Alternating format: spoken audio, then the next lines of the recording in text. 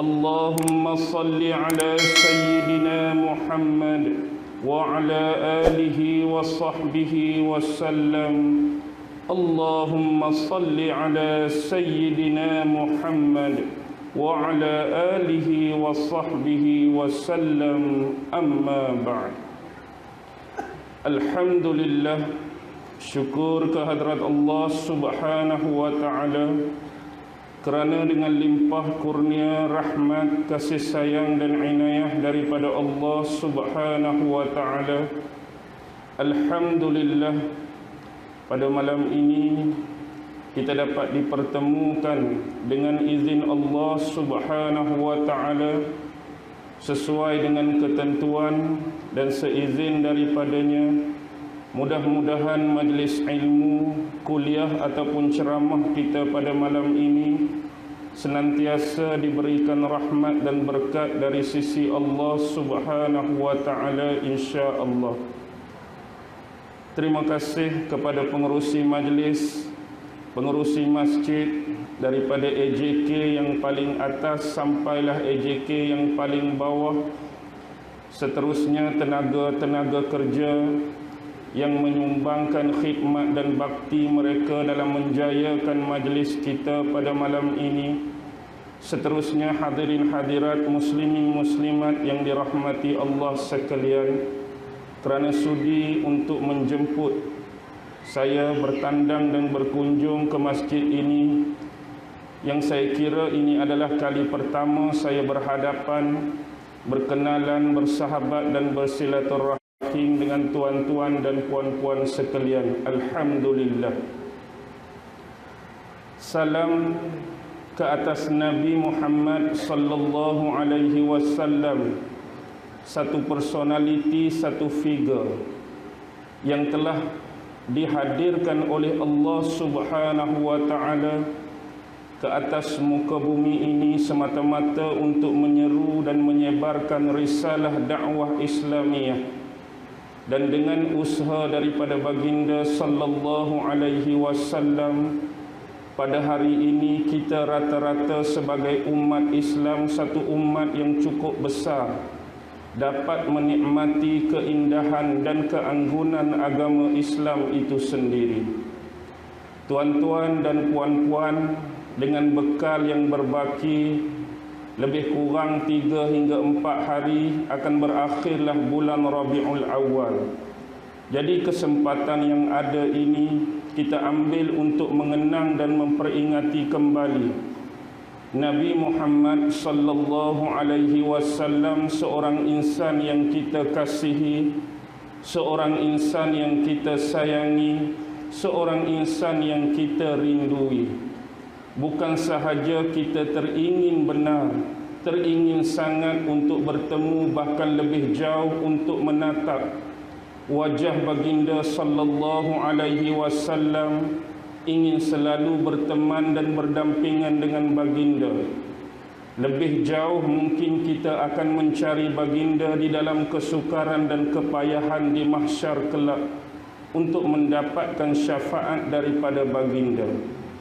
Tetapi apa yang lebih penting, sewaktu kita menjalani kehidupan di alam maya pada ini, kita seharusnya meneliti wasiat-wasiat, pesanan-pesanan sebelum kewafatan baginda sallallahu alaihi wasallam, agar kita berpegang teguh dengan agama ini dan sentiasa berusaha keras dengan sekadar kemampuan yang ada dan dimiliki oleh kita untuk senantiasa mempertahankan agama yang sama-sama kita kasihi dan kita sayangi.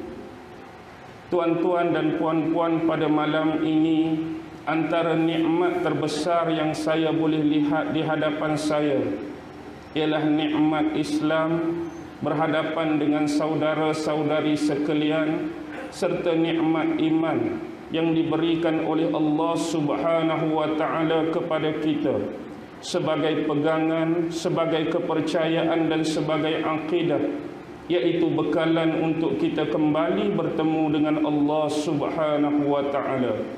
Moga-moga kita semua diwafat dan dimatikan Allah dalam keadaan husnul khatimah dan menjadi umat yang dipercayai, umat yang diterima di sisi Nabi Muhammad sallallahu alaihi wasallam. Di samping itu, nikmat yang terbesar yang Allah kurniakan kepada tuan-tuan dan puan-puan pada malam ini ialah nikmat kesihatan tubuh badan dan nikmat kelapangan masa. Tanpa kedua-dua nikmat tersebut pada malam ini, tentu tuan-tuan tidak akan ada bersama-sama dengan kami di dalam masjid ini. Apa dia tadi tuan-tuan? Nikmat kesihatan tubuh badan dan nikmat Allah bagi lapang masa kita. Bagaimana kalau Allah cabut salah satu daripadanya? Mustahil dan tidak mungkin sama sekali untuk kita berada di sini.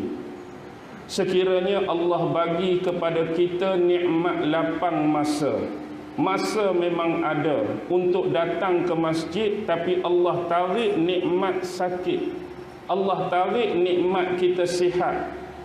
Macam mana Pak Cik Mat malam ni? Ada masa ustaz tapi pening kepala pula, dia tak sampai juga ke masjid.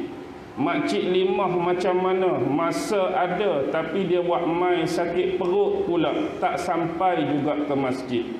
Begitulah kalau sebaliknya, kita Allah bagi sihat tubuh badan tapi Allah tak bagi masa kita lapang. Mungkin tubuh kita sihat tapi ada kerja lain yang lebih penting di luar. Tubuh kita sihat tapi ada meeting, ada mesyuarat di luar. Tubuh kita sihat tapi ada keperluan-keperluan dan kepentingan lain yang menyebabkan tak sampai juga kita ke sini. Dan alhamdulillah dengan dua nikmat yang Allah bagi ini, tuan-tuan sihat tubuh badan, tuan-tuan diberi kelapangan masa oleh Allah, yang menyebabkan kita sama-sama dapat berkumpul di sini pada malam ini. Dan janganlah kita menjadi seperti golongan yang ketiga, iaitu golongan yang Allah bagi dia sihat, Allah bagi dia lapang masa, tak sampai-sampai juga dia ke masjid. Itu yang paling kita sedih, itu yang paling kita kasihankan. Baik, kembali kepada persoalan kuliah ataupun ceramah kita pada malam ini. Memandangkan ni buat kali pertama, saya tak mau lagi bagi yang berat-berat, saya tak mau lagi bagi yang hardcore. Saya nak kita bersantai, kita bersahaja sambil kita dapat berkenalan, bersahabat dan bersilaturahim di antara satu dengan yang lain. Bila mengenangkan Nabi Muhammad sallallahu alaihi wasallam, suka saya membawa tuan-tuan dan puan-puan kepada satu surah di dalam Al-Quran yang disebut sebagai surah Sad. Tentu tuan-tuan pernah membaca surah ini, iaitu surah Sad. Huruf dia sebiji saja, huruf Sad. Antara tiga surah yang terdapat di dalam Al-Quran yang menggunakan huruf hijaiyah sebiji saja. Selain Sad, kita ada Nun dan kita ada Qaf. Ada surah Nun, ada surah Qaf, ada surah Sad. Ada yang kadang-kadang Allah guna dua huruf hijaiyah, Taha, Yasin. Contoh. Baik, di dalam surah Sad ni ada 88 ayat. Dan saya nak membawa tuan-tuan dan puan-puan kepada 3 ayat yang terakhir, iaitu merujuk kepada ayat 86, ayat 87 dan ayat 88, di mana Allah Subhanahu wa taala berfirman, "Qul ma as'alukum 'alaihi min ajr wa ma ana minal mutakallifin in huwa illa dzikrun lil 'alamin wa la ta'lamunna naba'ahu ba'da hin." Surah Sad 86, 87, 88. Qul, katakanlah wahai Muhammad, Allah Subhanahu wa taala telah memberitakan kepada Nabi Muhammad sallallahu alaihi wasallam dengan memerintahkan kepada baginda, kepada junjungan besar, supaya menyebutkan ini kepada orang-orang musyrik, kepada pemuka-pemuka musyrik. Ma as'alukum alaihi min ajr. Sesungguhnya aku sesekali tidak pernah meminta imbuhan. Aku sesekali tidak pernah meminta imbalan. Aku sesekali tidak pernah meminta upah atas kerja buat dakwah yang aku lakukan selama ini.